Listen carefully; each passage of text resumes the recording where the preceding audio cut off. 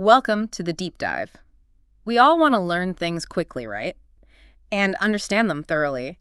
And today we're diving into something pretty personal, your own amazing body. That's right. And we're not going to overload you, but by the end of this deep dive, you'll have a way better grasp on what you're made of and how it all comes together to, well, make you you. Exactly. And we're going to be looking at this through the lens of an AI analysis. The title is Human Biology, AI Perspective on Structure, Function, Longevity. Oh, cool.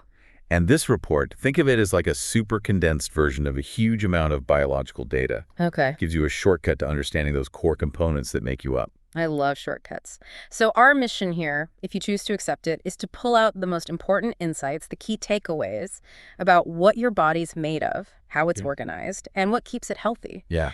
And I'll tell you, one of the most surprising things, at least for me, when I first read through this report, is that almost 99% of your body mass comes from just 6 elements. That's pretty wild. 6. It really makes you think about, like, what we are at the most basic level. Yeah, definitely. Yeah. And what's interesting, as the AI points out, is that it's not just about the sheer amount of these elements. Okay. It's the crucial roles they play in keeping you alive. Yeah. Like oxygen, for example. Right, oxygen. That makes up 65% of your body weight. 65%. That's most of me. I mean, I guess it makes sense when you think about it, though. Right. Because water is a huge part of our bodies. I mean, it's 60% of our body weight, and oxygen is part of water, so. Exactly. And water, remember, that's where almost all those chemical reactions that keep you going are happening. But it's not just water. Okay. Oxygen is also the final electron acceptor in cellular respiration. Mm-hmm. And that's how your cells make energy. And believe it or not, oxygen is even a component of your DNA. Okay, so oxygen is a pretty busy element. What about carbon? That comes in at 18%. I think of carbon as, like the backbone of life.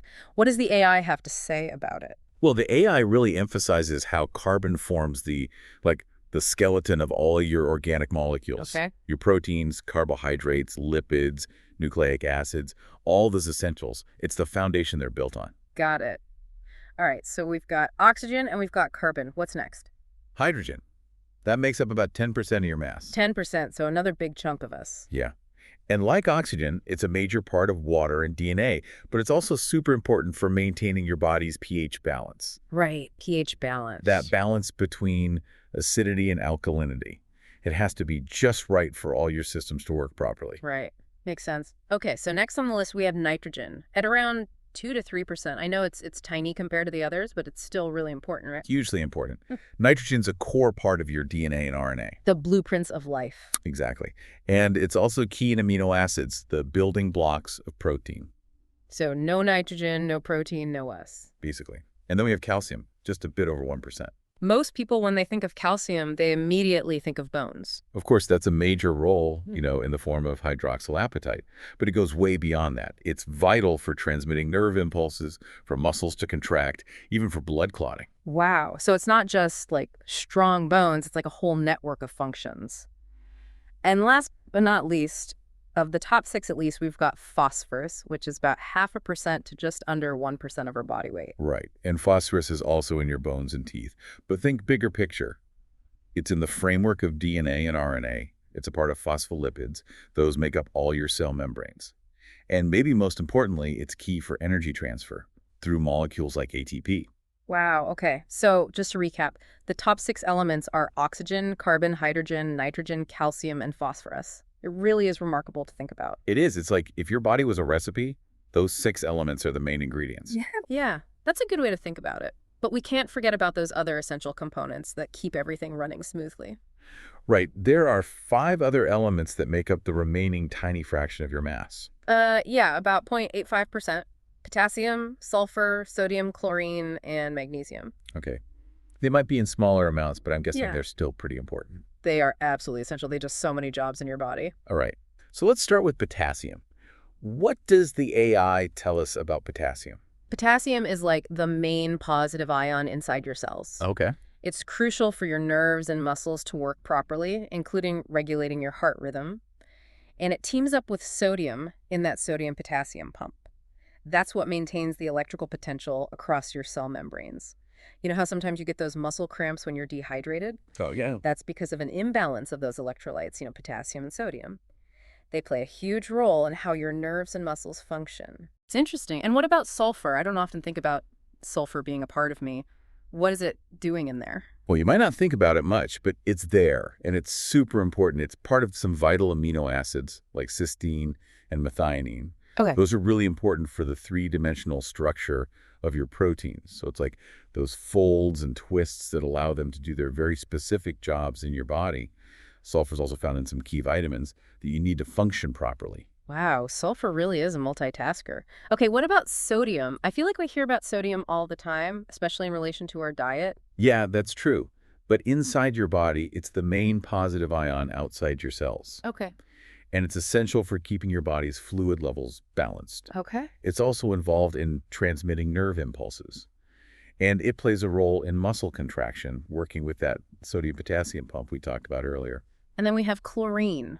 What does the AI say about chlorine? Chlorine is the main negative ion in the fluid outside your cells. It works with sodium to maintain that fluid balance.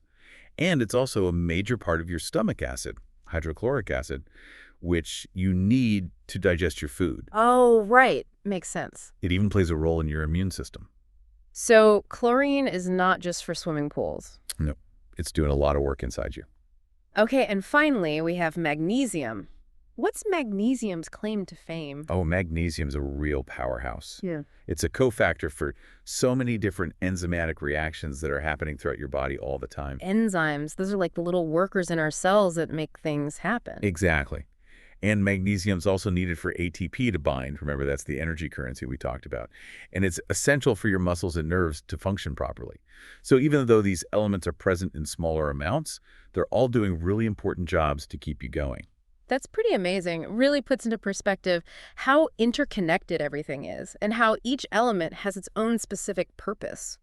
So we've talked about the elements that make up the majority of our bodies. Yeah. But now let's dive into those trace elements, the ones that are only needed in tiny amounts. Right. The AI analysis mentions iron, iodine, zinc, and copper. Yeah. And I know that even though we only need tiny amounts of them, if we're deficient in any of these, it can have pretty big consequences for our health. That's absolutely right. They're only needed in small amounts, but they're absolutely critical for certain functions.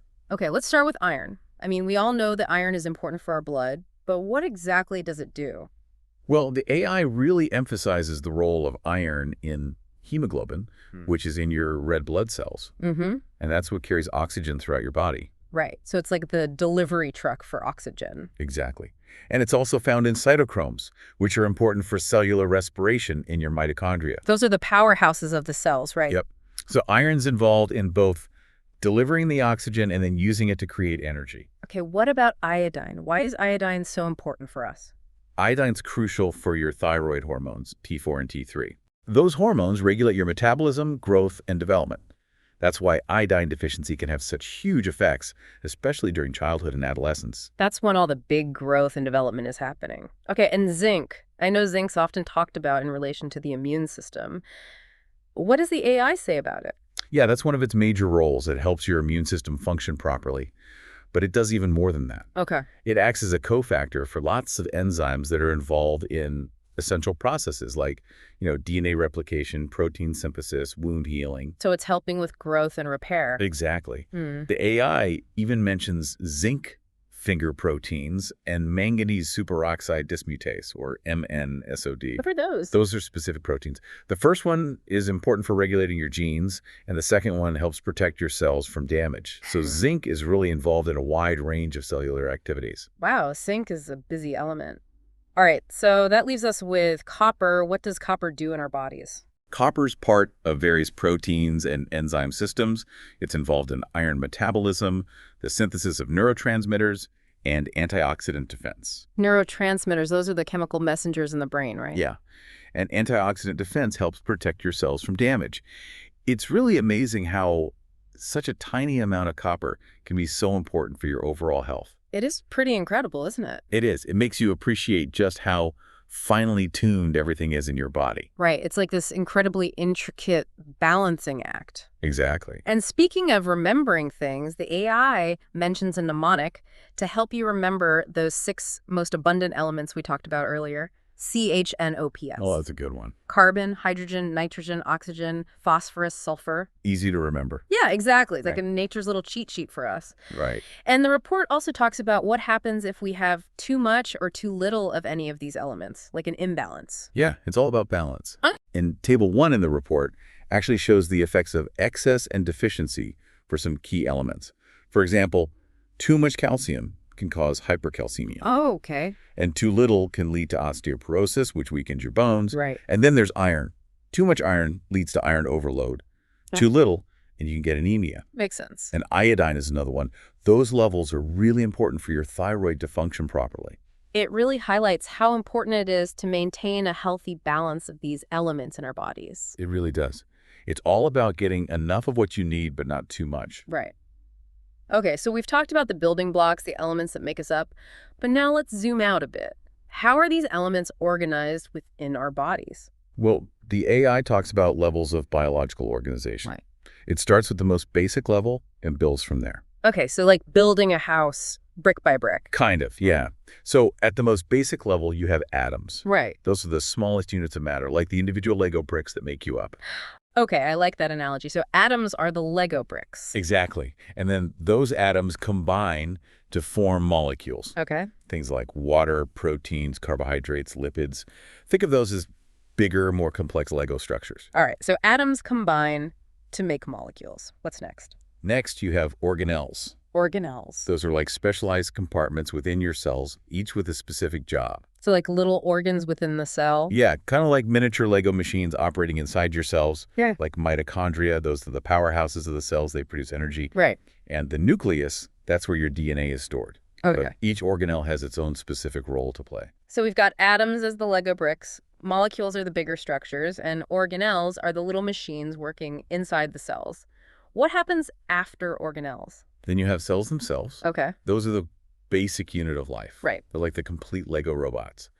Each cell can grow, metabolize, respond to its environment, and even reproduce to make new cells. And they contain all those organelles working together in a really coordinated way. Okay, so cells are like these little independent living units. Yeah, that's a good way to think about it. And what happens when a bunch of similar cells get together? That's when you get tissues. Okay. Tissues are like teams of specialized Lego robots, all working together on a common project. Like, for example, muscle tissue. That's made up of a bunch of muscle cells that all work together to allow you to move. Right. So a tissue is a group of similar cells that perform a specific task.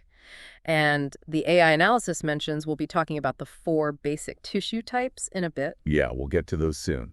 But first, let's talk about organs. Okay.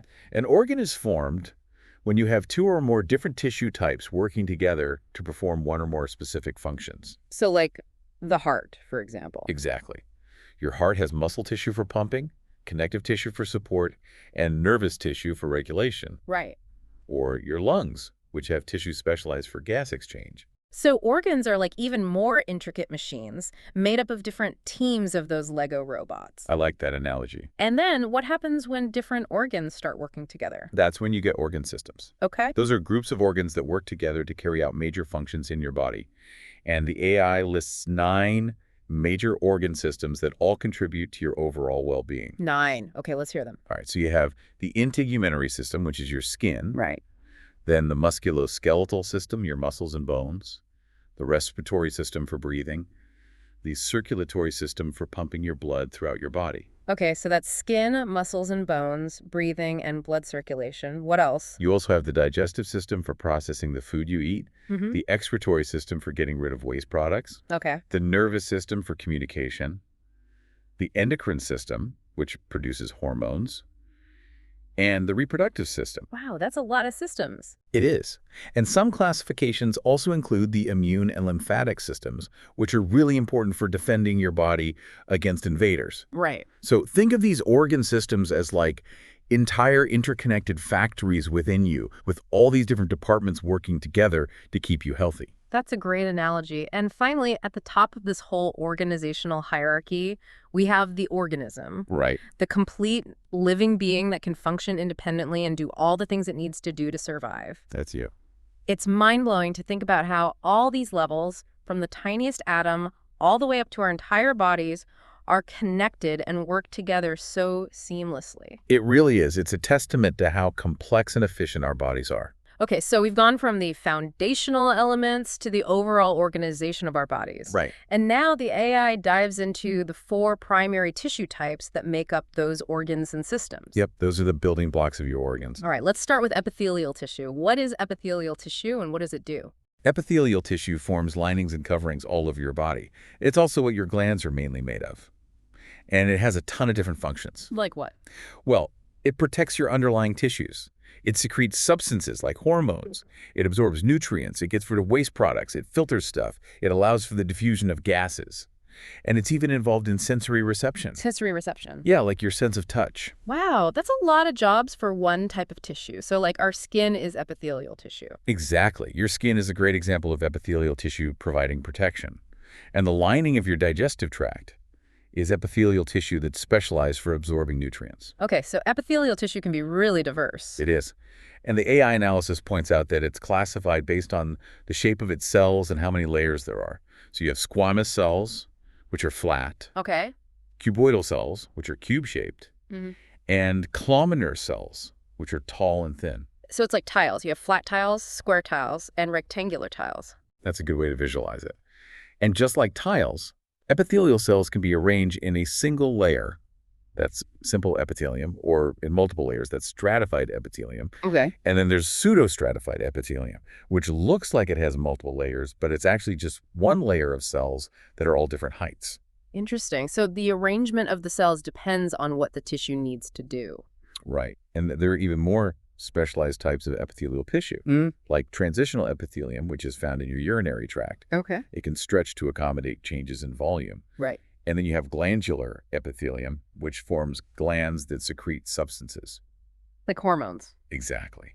And olfactory epithelium, which is found in your nasal cavity. That's what's responsible for your sense of smell. So basically, your body has evolved these specialized coverings to do all sorts of specific jobs. Pretty cool, huh? It is. Okay, so that's epithelial tissue. What about connective tissue? Connective tissue is the most abundant and widespread tissue type in your body. Connective tissue, so I'm guessing it connects things. That's one of its main jobs. It connects, supports, binds, and separates other tissues and organs. Okay. But it does even more than that. It also provides structural support. It transports nutrients and waste products throughout your body. Like a delivery system. Yep. It also defends against pathogens. That's things that can make you sick. It stores energy reserves, and it helps repair tissues when you get injured. Wow, so it really is a jack of all trades. It is. And one of the key things about connective tissue is that it has this stuff called the extracellular matrix that's made up of ground substance and fibers, like collagen and elastin. Okay. And that extracellular matrix, along with various cells that are scattered throughout it, is what gives connective tissue its unique properties. And there are lots of different types of connective tissue. Okay, like what? Well, you have connective tissue proper, which includes loose areolar tissue, adipose tissue, which is fat, Okay. and dense connective tissue, which is found in your tendons and ligaments. Tendons and ligaments, those are what connect muscles to bones. Right, exactly. Then you have supporting connective tissue like cartilage and bone. Right. Those provide structure and support for your body. And finally, you have fluid connective tissue, which includes blood and lymph. Okay, so connective tissue really is diverse. It is. It's found all over your body, and it plays so many important roles. Okay, what about muscle tissue? Muscle tissue seems pretty straightforward. It's all about movement, right? That's its primary function. It contracts to allow you to move your limbs and other body parts, Right.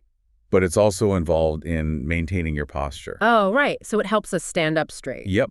And it generates heat to keep you warm.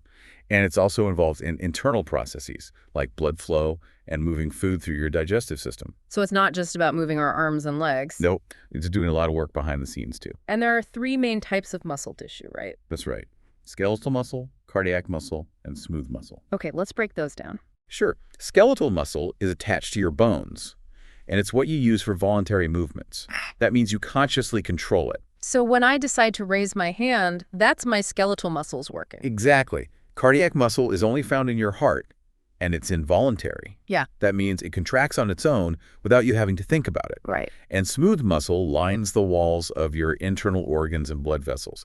That's also involuntary. It controls things like digestion and blood pressure. Okay, so each type of muscle tissue has a specific structure and function that's tailored to its role in the body.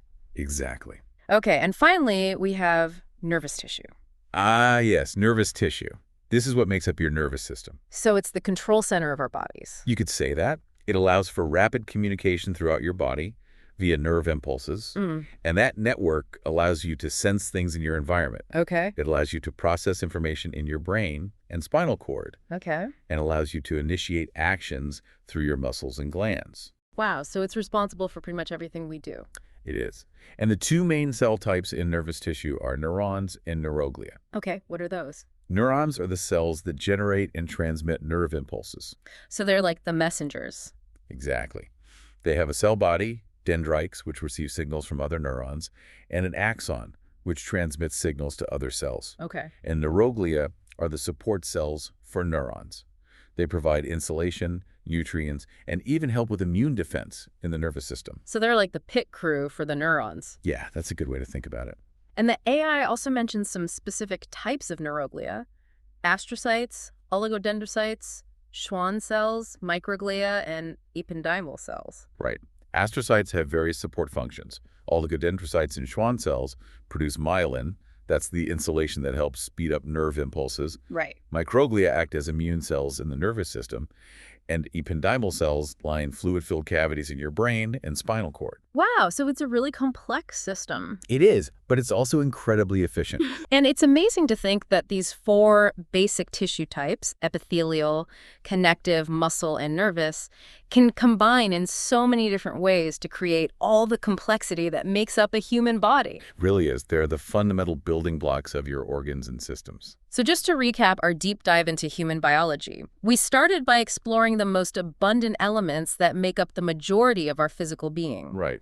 And then we looked at how those components are organized, from atoms to the entire organism. Yeah. And finally, we dove into the four primary tissue types that serve as the foundation for all our organs and systems. It really gives you a new appreciation for how intricate and well-organized our bodies are. It does. Understanding these foundational elements helps us understand how our bodies work and how we can keep them healthy. Exactly. It's like understanding the blueprint of a building. Once you understand the blueprint, you can appreciate how everything fits together. So, based on what we've learned today, what are some of the most delicate balances within our bodies? What kinds of things can disrupt them? Think about how all these building blocks and organizational structures are constantly working together to maintain our health. It's a lot to think about. It really is. And it's fascinating. It is. Thank you for joining us on this deep dive into human biology. We hope you've gained a new understanding of what makes you, well, you. And we look forward to exploring more amazing topics with you in the future. See you next time. This is DigitView.